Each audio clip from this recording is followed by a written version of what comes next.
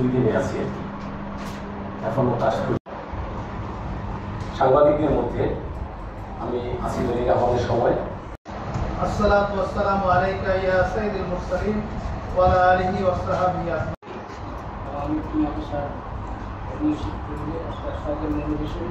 তারেক রহমান সাহেব উনি বিবিসির সাক্ষাৎকারে বলেছেন, নিজেই বলেছেন যে উনি খুব শীঘ্রই বাংলাদেশে আসছেন এবং অলরেডি তিনি প্রায় 1.5 শতাধিক আসনে প্রার্থীতা অলরেডি আপনার সিলেক্ট করেছেন। বাকি যে 150 বা 150 কম যে আসন রয়েছে সেই আসনেও প্রার্থী বাছাইয়ের কাজ চলছে। আপনারা অলরেডি মিডিয়ায় দেখেছেন যে বিভিন্ন প্রার্থীদের আপনার সাক্ষাৎকার গ্রহণ করা হচ্ছে এবং আমাদের বরিশাল বিভাগের দায়িত্বে রয়েছেন বাংলাদেশ জাতীয়তাবাদী দলের স্থায়ী কমিটির সম্মানিত সদস্য জনাব ডাক্তার জাহিদ সাহেব। তিনি ভারপ্রাপ্ত সাংগঠনিক সম্পাদকদেরকে নিয়ে আপনার এই বৈঠক অলরেডি বিএনপি চেয়ারপারসনের কার্যালয়ে চলছে।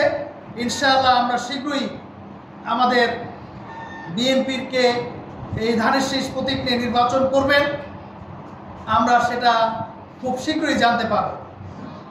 এই মুহূর্তে আপনাদের সাথে এই মত বিনিময়ের কারণ একটাই যে বিএনপিকে ঐক্যবদ্ধ রাখা বা ঐক্যবদ্ধ রাখার যে বার্তা আমাদের ভারপ্রাপ্ত চেয়ারম্যান জনাব তারেক রহমান সাহেব দিয়েছেন, সেই বার্তা নিয়েই আমি আপনাদের কাছে এসেছি। এবং আপনারা জানেন যে বিএনপির ভারপ্রাপ্ত চেয়ারম্যান উনি 13ই জুলাই 2023 তারিখে যে 31 দফা ঘোষণা করেছিলেন জাতির সামনে যে ভবিষ্যতে বিএনপি জনগণের ভোটে ক্ষমতায় আসলে এই 31 দফা মাধ্যমে দেশের এবং জনগণের যে উন্নয়ন, যে কল্যাণ, সেই কর্মসূচি উনি বাস্তবায়ন করবেন।